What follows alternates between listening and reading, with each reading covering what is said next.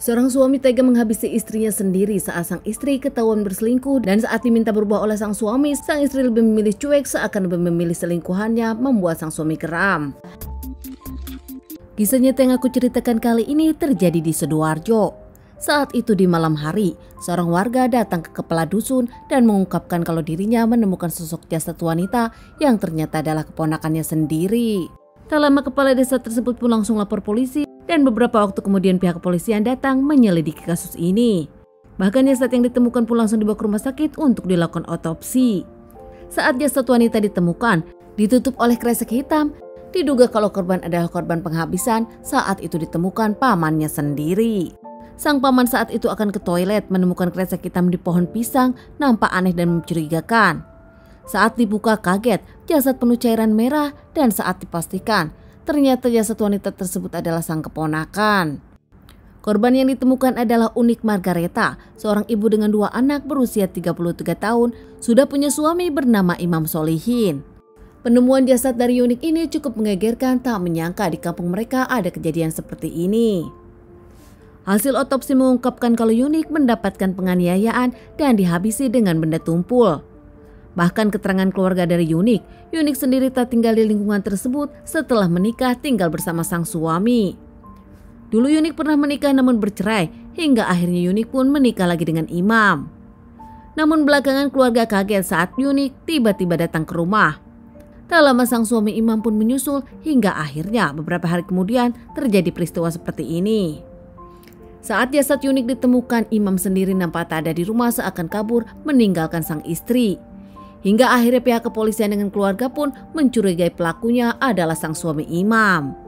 Setelah menyelidiki dan interogasi keluarga dari Unik, pihak kepolisian pun ingin interogasi Imam dan mencoba melakukan pencarian kepada sang suami Imam.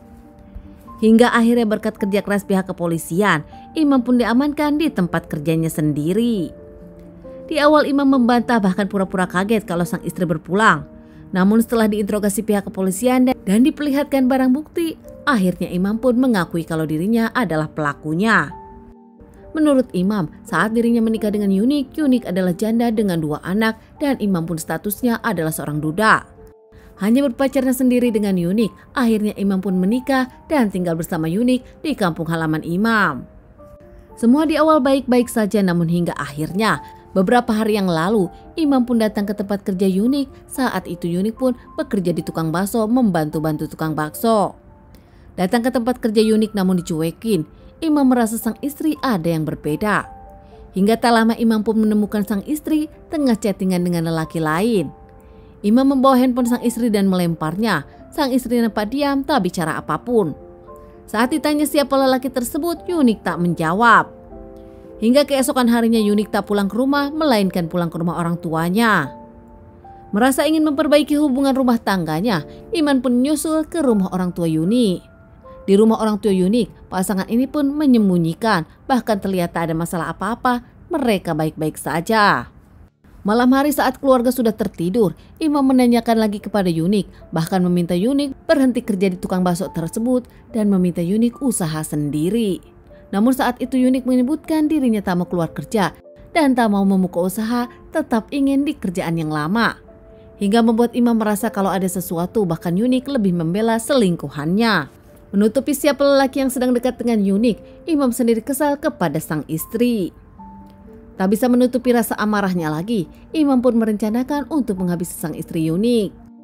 Malam itu Imam pun mencari benda tumpul untuk dijadikan senjata. Tak lama dirinya berpura-pura kepada sang istri kalau motornya rusak dan minta disenteri. Unik pun akhirnya mau, mereka pun keluar berdua di malam hari.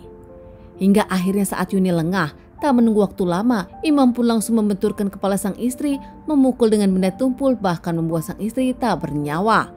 Tanpa rasa kasihan, dengan penuh kemarahan, Imam pun menghabisi istrinya sendiri karena dugaan sang istri berselingkuh dari dirinya.